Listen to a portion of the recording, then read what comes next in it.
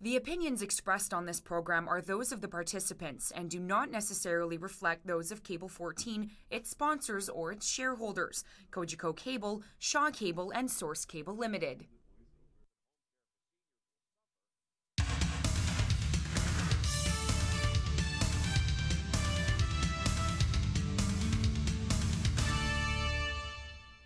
Welcome to Living Green with Green Venture on For the Record. I'm Karen Burson. Today we're talking about community gardening, and luckily for us, we've got three experts on the subject in the studio with us today. We have Claire Wagner from Green Venture, we have Teresa Fair from City Housing Hamilton, and Russ Ort from Backyard Harvest. Welcome. Claire, let me start with you. What is community gardening, and how does it benefit people in Hamilton? That's a great question, Karen. So community gardening really is that simple. It's a garden that's in a community built to meet the needs of that community, and that can be anything from making it a more beautiful place to growing food, which is one of the most common things that we do here in Hamilton. And why that's important for people who can't get access to fresh organic food, it's a great option for that, but even more so, it's a chance to build relationships with your neighbors, and the value of that is really high in getting to know people, decreasing crime and vandalism in your neighborhoods, and starting new projects that may not have come if two people didn't know each other. Wow, that sounds like a lot of benefits. Yeah. I've heard that you're the coordinator of the Hamilton Community Garden Network. Can you tell me a bit about what HCGN does? Yeah, definitely. So the Garden Network is a network bringing together people and resources to help promote community gardening. And that can be new community gardens or helping to sustain gardens that already exist. And there's a lot of ways to learn more. We're on Facebook and Twitter, and we also have a website at hcgn.ca. Awesome. Thanks, Claire. Thank you. Now, Teresa, it seems like the City of Hamilton is supporting the community garden movement in a lot of different ways. Can you tell me about how you are bringing gardening into the lives of Hamiltonians?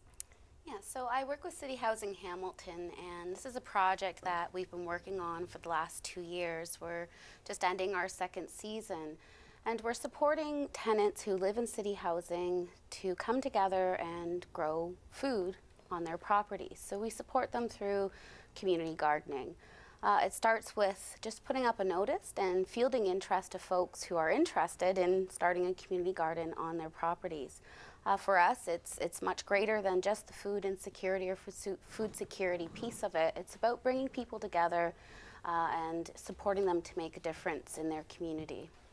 Now, City Housing Hamilton has a lot of different properties. I know you're just starting to develop these community gardens. How many do you have going, and what kind of foods are grown? Yeah, so we are now at about 20 community gardens on City Housing Hamilton properties throughout the city. We're working to engage approximately over 300 participants in growing their own food. Primarily, it's a lot of vegetables, very little in beautification, although it is happening. Folks, I think it's a natural occurrence that once they come together and garden together and grow food together, then they want to make their property and their homes look wonderful. So that does sound beautiful in a lot of ways. Now, earlier this week, we spoke with Lexi Van Harten of the North Hamilton Community Health Center, and we asked her about their community gardening initiatives. Let's take a look. I'm here with Lexi Van Harten at the Burge Park Community Children's Garden. Lexi, I understand that this is one of 4 community gardens that you have in North Hamilton. Can you tell us about these? Absolutely. So the North Hamilton Community Health Center coordinates 4 community gardens in the north end of the city. We have 2 children's gardens, Burge Park Children's Garden, where we obviously are now, and then one in the Bonetto neighborhood just by the health center in Bonetto Elementary School. And then we have 2 community gardens, one just a block north of here in the Keith neighborhood, and then a second at Victoria and in Burlington in the Bonetto neighborhood as well. And what's the difference between the children's gardens and then the regular community gardens? So it's an unstructured program where families have the opportunity to come and take care of their plot, come and go as they'd like, whereas the children's garden is a structured program that happens each week where children come out and follow a curriculum that we have where they're learning how to grow their own organic produce in the garden. They also have the opportunity to then go into the kitchen and learn how to cook with that produce. and make a healthy meal for their family. And then we also have a physical activity component to the children's program as well. Now, I would expect that in the winter not much really happens with the gardens. Is that true? Yes and no. And so as you can see, the gardens themselves are pretty quiet in the winter because there's not tons we can grow. Although community gardeners who have purchased their plot in advance do have the opportunity to come in and use their plot during the winter if they wanted to make something with a cold frame or get in early in the spring to do an early spring season crop. The children's program does run year-round, but obviously during the colder months we focus much more on the healthy eating and learning to cook healthy meals for your family and the physical activity. And then as we approach the early part of the spring, and so February, March, April, then they start growing their own seedlings for the upcoming season in the garden. So who's involved in these, and how exactly can you get involved if you want to be part of the garden? Yeah, the community garden is really easy. Anyone is welcome to be involved in the community garden. And the easiest way, if you live on the north end of the city, to get involved would be to contact me at the North Hamilton Community Health Center, and again, ask for Lexi. If you live outside of the north end, there are dozens of community gardens across the city of Hamilton, and so you can Google Hamilton Community Garden Network and look at the map online to see where the nearest garden to you is. And then the Children's Garden Program, again, the easiest thing to do is just to give me a shout at the North Hamilton Community Health Center, and I'd be able to give any family who has an elementary aged child information about how to get involved in that program. Thank you so much for being with us, Lexi. Oh, my pleasure. Nice to meet you. What a great segment. Now, Russ, I know you're one of the busiest gardening guys in the city, so thanks for joining us today. Can you tell us about your passion for gardening? Sure, Karen. My passion for gardening comes from being in this landscape that sometimes can be a little bit barren, and the intense inspiration that comes from growing amazingly fresh food out of that. It comes from wanting to take a responsibility for where the food for my family and for my neighborhood comes from, that it's not coming from far, far away, and that I know what's in that food. Okay, so that's part of why you got Backyard Harvest started. Right. I've heard that part of your business involves helping people start up their own gardens. I know that's just part of what you do, but can you tell us how those arrangements usually work? Sure. I do a consulting with people that are just looking for a few ideas on how to learn how to grow their own vegetables. It could be how to get a good compost going, what's going on with my soil.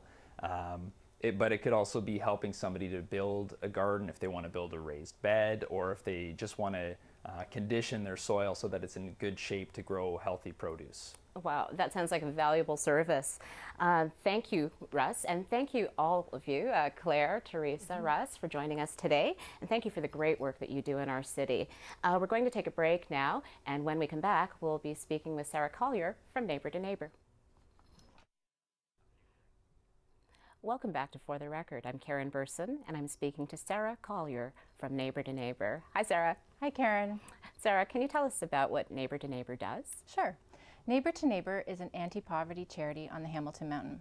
We've been around for 26 years, and we plan or hope to prevent poverty. So we do this through 3 different departments: education, family services, and the last one being food access or food security. So when we're talking about food security, this is the fit with community gardens. It certainly is. How are they related? How do they benefit the people who work in the gardens and the communities where the gardens are built? Well, they benefit the people that work in the gardens in many ways. First of all, it gives people opportunity to grow their own vegetables so that they can feed their own families. Okay. And it also benefits the community that the gardens are in, because people come out into the gardens and participate in the community. So it helps the whole community prevent crime and get together and, build a sustainable food system in their neighborhood. So how many gardens do you have right next to Neighbor to Neighbor? So right at Neighbor to Neighbor's location at 28 Athens Street, we have 2 gardens, and we have 8 gardens in total across the Hamilton Mountain. That's a lot of gardens. How many people are using them?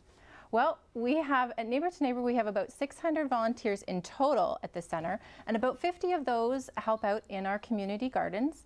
And we also have about 50 families that also grow food for their families in our gardens. Okay, that sounds like it's having a big impact on a lot of people on the mountain. It is. A number of people have been expressing interest in linking up community gardens with kitchen programs. Do you have experience with that? Yes, we do actually. This past summer we did a pilot project at our 28 Athens location in partnership with Emmanuel Christian Reformed Church. We used their kitchen, and what we did is take the produce from our gardens and help our neighbors to process that food that they were growing. This was a pilot project and it was very successful. So we're hoping next year that we are able to match up every single garden and or gardener with a community kitchen as well. It sounds like what you're doing is giving people the skills they need to enjoy more locally grown food, whether they grow it themselves in their backyards, in a community garden, or buy it from a farmer's market. There's also been a lot of talk about something called community food centers. People are meeting about them, wanting to introduce them to Hamilton neighborhoods. Can you tell me what they are? Yep, sure. So Neighbor to Neighbor is a community food center within our with our food access program. So a community food center would be an organization, a building, a group of people that come together and decide what kind of food programs would benefit that community or neighborhood. So it could be anything from community gardens, community kitchens, it could be food co-ops, good food boxes, which you know a lot about.